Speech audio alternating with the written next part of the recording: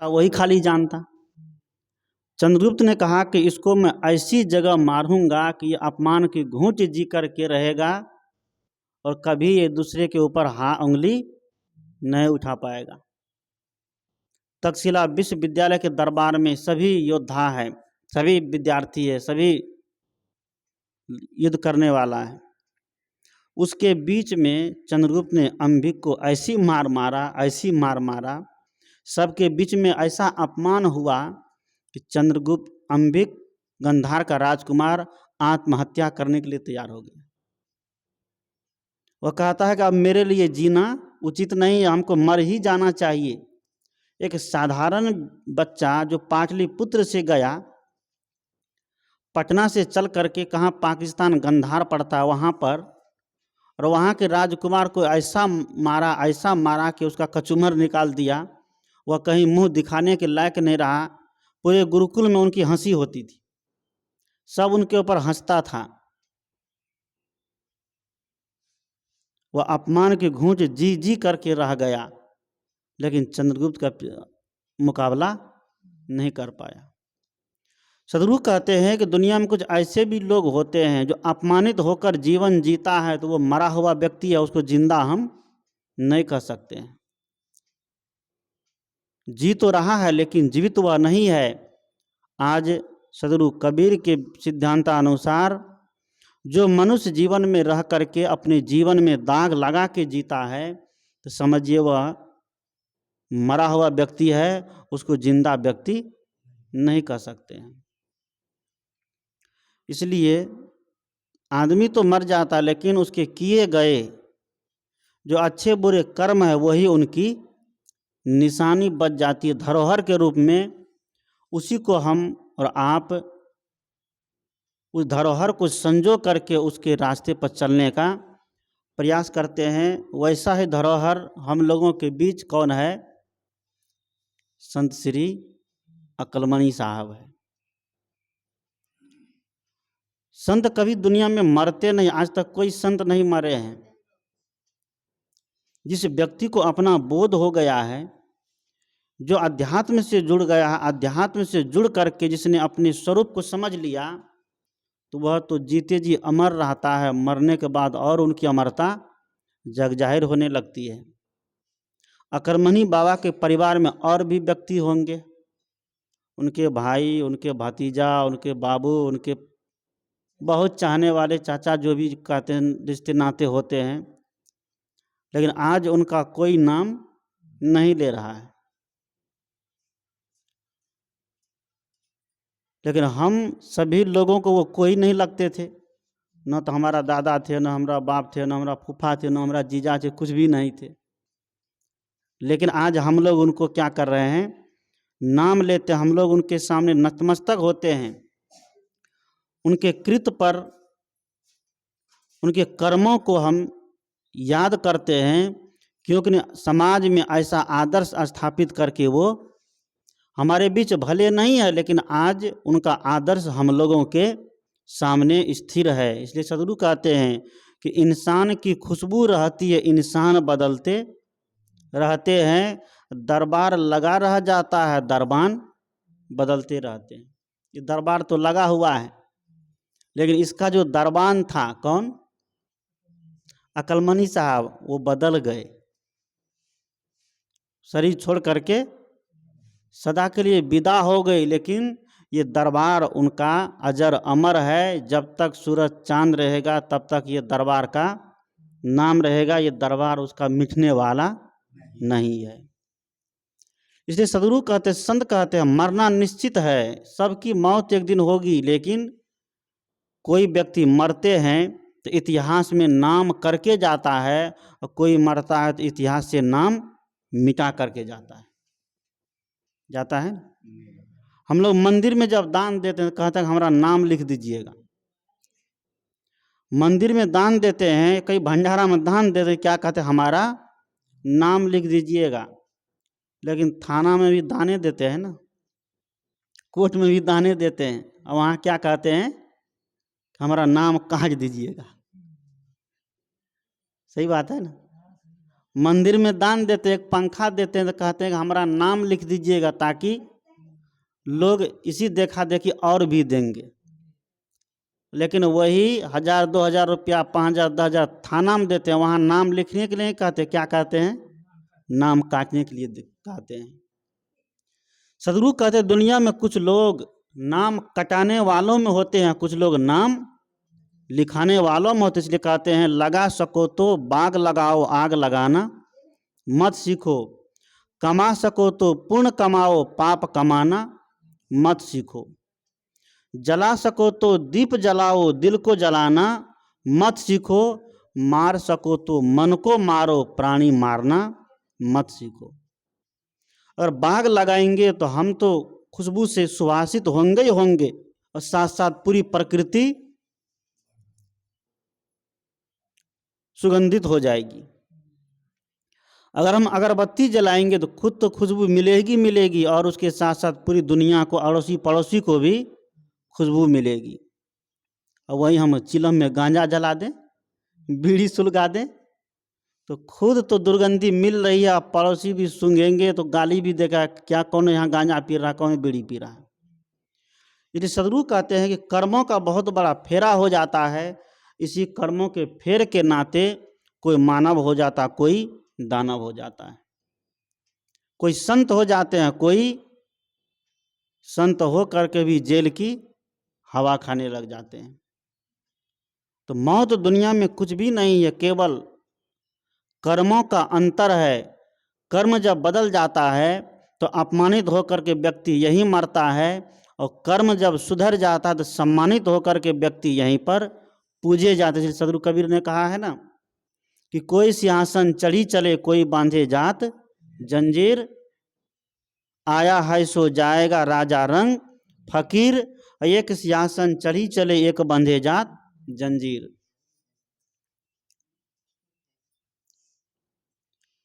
सिंहासन पर चढ़ के जाने का मतलब है कि सम्मानित जीवन, और जंजीर में बंध के जाने का मतलब है कि अपमानित जीवन। किसी को अपमान मिल गया तो समझिए कि मर गया, किसी को सम्मान मिल गया समझिए वो सिंहासन पर बैठ गया। इसलिए सुंदर कर्म रूपी सिंहासन पर बैठ करके हम सबको यहाँ से विदा होना है। आज हमारे सर्वप्लेन परम पूज्य बाबा अकलमनी साहब चरित्र रूपी संतत रूपी सिंहासन पर बैठ करके हम लोगों के बीच से विदा हो गए, जिनकी सुगंधी आज हम लोगों के बीच में है। उसने एक बगिया को छोड़ करके गया, बाग किसने लगाया उसका नाम तो चलता ही चलता है, लेकिन बाग की सिंचाई कौन किस विधि से कर रहा है इसका बहुत बड़ा महत्व रह जाता है। बाग लगाने वाला तो दुनिया से चला जाता है, लेकिन बाग की सिंचाई करने वाला कैसा है। सिंचाई करते करते फूल फल को तोड़ के चुरा के तो नहीं लेके चला जाता है। तो कबीर ने कहा है ना कि साधु ऐसा चाहिए दुखे दुखावे नाही, पान फूल छेड़े नहीं रहे बगीचा माही। साधु मतलब पहरेदार, अंगरक्षक, बॉडीगार्ड। ये साधु महात्मा समाज के बॉडीगार्ड है, इस समाज के चौकीदार है। चौकीदारी करते हैं कि देखते हैं कि कौन क्या क्या कर्म कर रहा है, कौन क्या खा रहा है, कौन क्या बोल रहा है।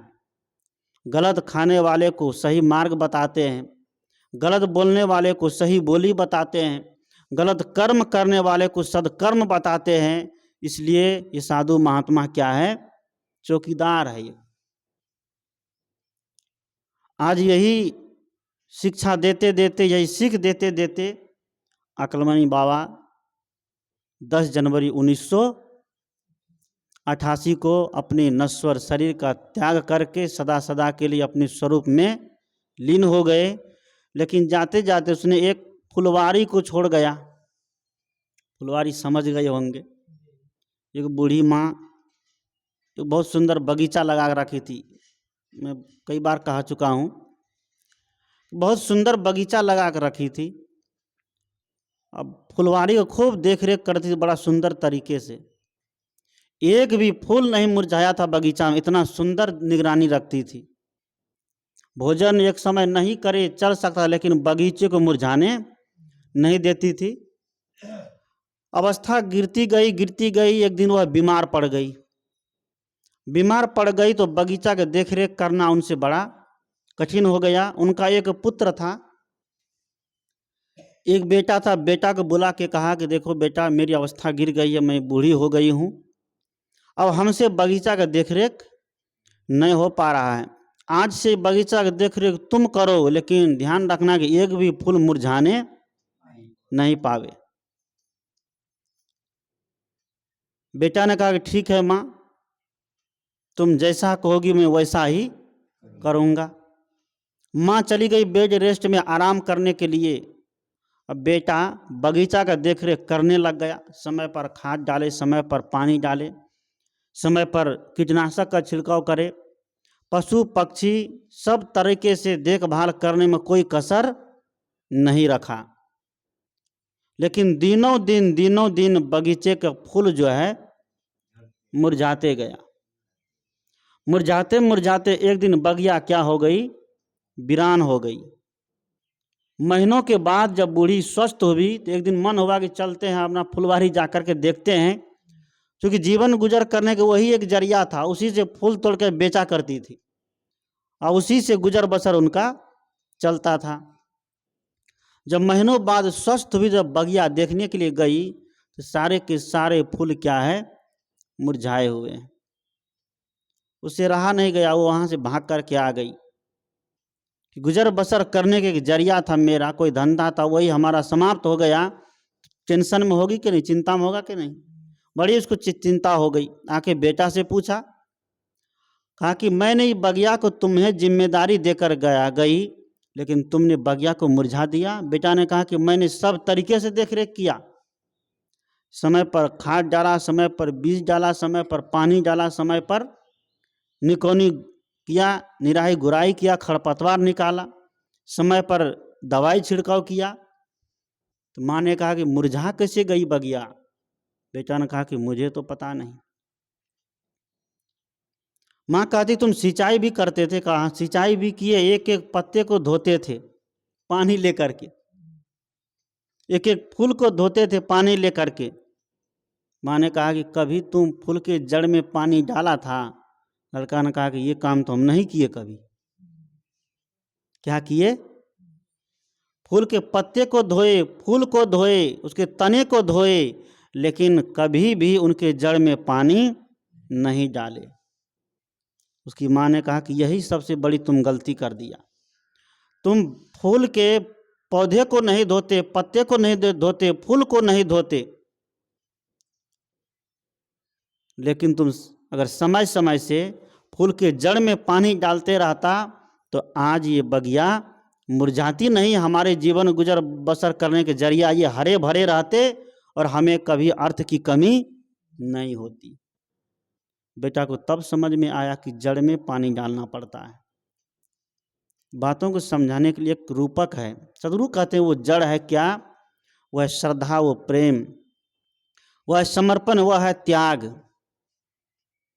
और हमारे जीवन में त्याग है तो हमारा जीवन रूपी बगिया सब दिन हरे भरे रहेंगे। प्रेम है, समर्पण है, श्रद्धा है, गुरु भक्ति है, तो ये कबीर आश्रम रूपी बगिया कभी मुरझा नहीं पाएगी।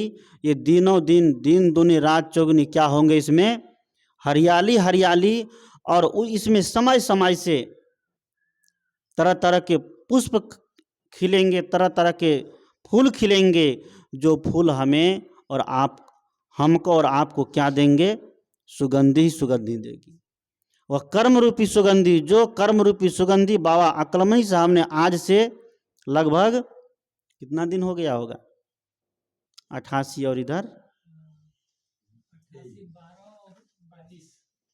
कितना हो गया, 34 वर्ष हो गए। 34 वर्ष से इस बगिया को हम लोग किस तरह से सींच रहे हैं? श्रद्धा से सींच रहे हैं कि समर्पण से सींच रहे हैं, गुरु भक्ति से सींच रहे हैं कि त्याग से सींच रहे हैं कि प्रेम से सींच रहे हैं? यह हम लोगों के ऊपर निर्भर करता है। जैसी सिंचाई होगी, फसल में जैसा मेहनत करेंगे वैसे फसल की उपज होगी। अगर मेहनत बढ़िया करेंगे तो फसल सही होगी, या नहीं करेंगे तो नहीं होगी। आवश्यकता है कि इंसान की खुशबू रहती है, इंसान बदलते रहते हैं। दरबार लगा रह जाता है, दरबान बदलते रहते हैं। ये दरबार लगा है, दरबान खाली बदलते रहते हैं। एक आता है, एक जाता है, कैसी गति। वृक्ष कहते हैं पत्ते से सुन पत्ते मेरी बात, दुनिया की ये रीत है, कोई आवत कोई जात। लेकिन आते और जाते हम अपने कर्मों को इतना सुंदर बना लें कि हमारा कर्म दुनिया में बोलेगा। संपत्ति नहीं बोलता है, रुपया नहीं बोलता है, पैसा नहीं बोलता है। अगर रुपया बोलता, पैसा बोलता तो आज अनिल अंबानी, मुकेश अंबानी के पास कोई चीज़ की कमी है, लेकिन उसका कर्म नहीं बोल सकता है। आज भगत सिंह, उधम सिंह, गुरु नानक देव, सदगुरु कबीर, महर्षि मेही बाबा, स्वामी दयानंद, स्वामी विवेकानंद, सीता, सावित्री, सबरी, मीराबाई, आज इनके कर्म दुनिया में बोल रहे हैं। ये बहुत अमीर घर के महापुरुष नहीं थे। और मैं तो कभी कभी सोचता हूँ कि जो भी महापुरुष बने हैं सब छोटे छोटे घर से निकले हैं, बहुत बड़े घर से नहीं निकले हैं। अगर पैसा मायने रखता बड़े होने में, तो पैसा तो आज बहुत लोगों के पास है, संपत्ति तो आज बहुत लोगों के पास है, लेकिन कर्म का ऐसा दबदबाव कि पैसा के सामने कर्म ऊंचा हो गया और रुपया, संपत्ति का कोई महत्व, कोई वैल्यू वहां नहीं रह गया। सदगुरु कहते हैं हम अपने जीवन को ऐसा बनावे, ऐसा आदर्श जीवन बनावे कि हमें लोग दुनिया में जाने, हमें पहचाने, और कर्म के नाते हमारी जिंदगी का सारा सिस्टम सेटिंग हो। आइए एक गीत रखता हूं इन्हीं से मिला जुला।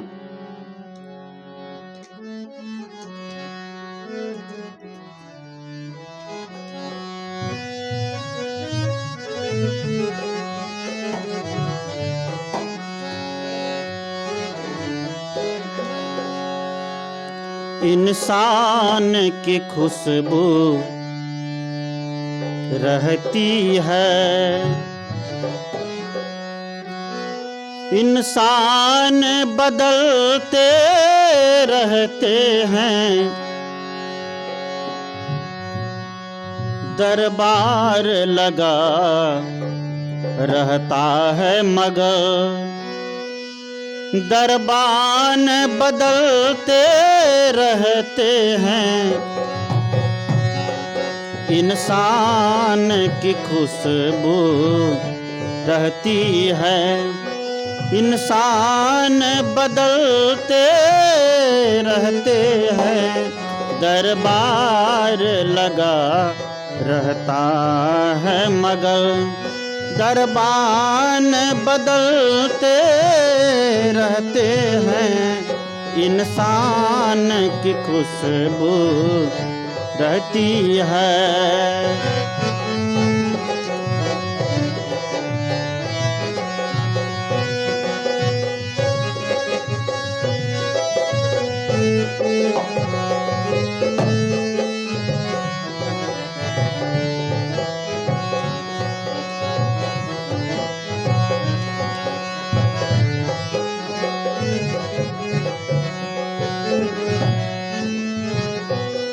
जो हिम्मत वाले राही है, तूफानों से घबरा, जो हिम्मत वाले राही है, तूफानों से टकराते हैं। जो हिम्मत वाले राही है, तूफानों से टकराते हैं, तूफानों से टकराते हैं।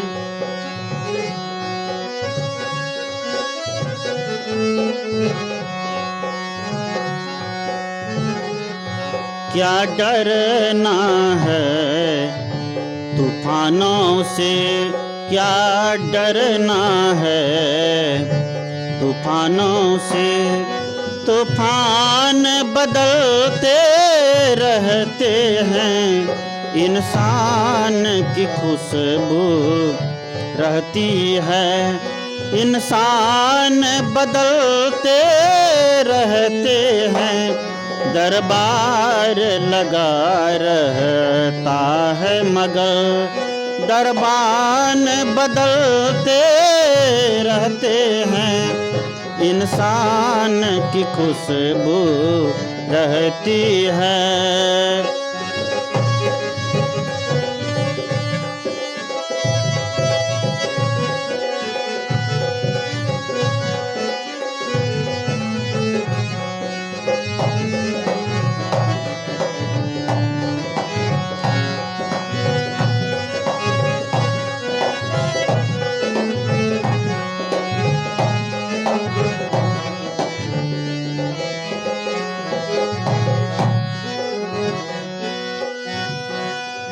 जो इकरारों के पक्के हैं, इकरारों पे मिट जाते हैं। जो इकरारों के पक्के हैं, इकरारों पे मिट जाते हैं। जो बातों के हैं बातों नी, जो बातों के हैं बातों नी, ऐलान बदलते रहते हैं, इंसान की खुशबू रहती है। इंसान बदलते रहते हैं, इंसान की खुशबू रहती है।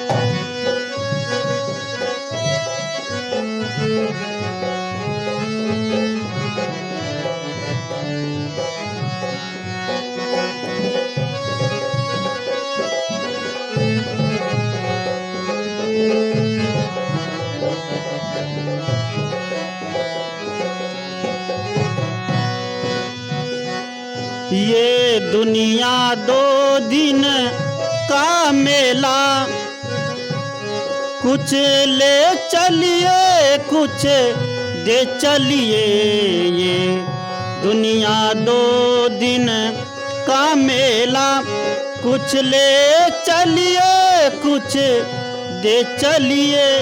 कुछ ले चलिए कुछ दे चलिए। दो दिन की हुकूमत रहती है, दो दिन की हुकूमत रहती है। सुल्तान बदलते रहते हैं, इंसान की खुशबू रहती है। इंसान की खुशबू रहती है। इंसान बदलते रहते हैं, दरबार लगा रहता है मगर दरबार लगा रहता है मगर।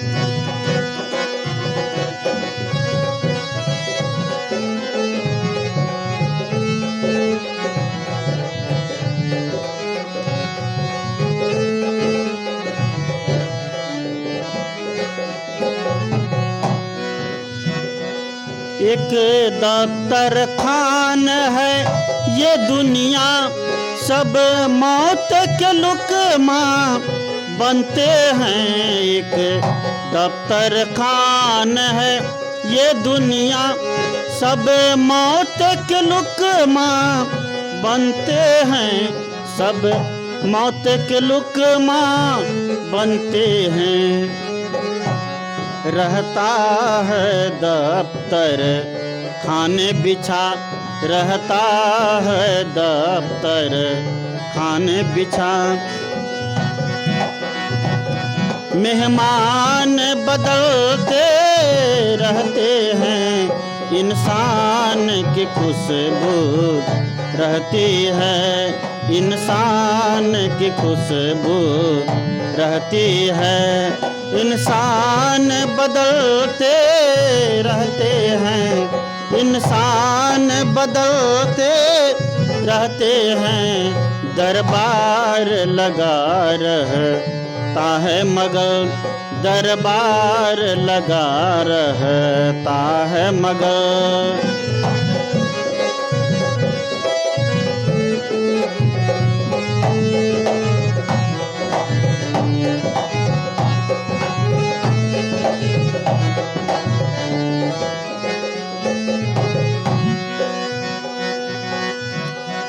ये विद्या शंकर सोच जरा,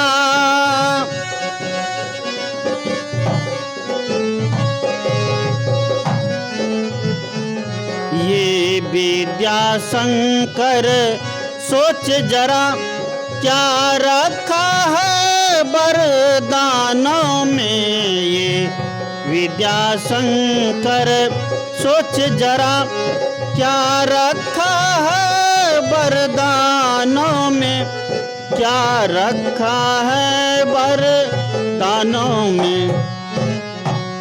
बलिदान ही जिंदा रहता है, बलिदान ही जिंदा रहता है। बलिदान वरदान बदलते रहते हैं। इंसान की खुशबू रहती है, इंसान की खुशबू रहती है। इंसान बदलते रहते हैं, दरबार लगा रहता है मगर, दरबार लगा रहता है मगर। दरबान बदलते रहते हैं, इंसान की खुशबू रहती है, इंसान की खुशबू रहती है, इंसान की खुशबू रहती है। बोलिए सद्गुरुदेव की जय।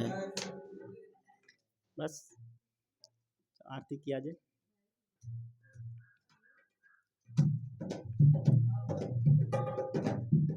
ठंडा का मौसम है। हैं?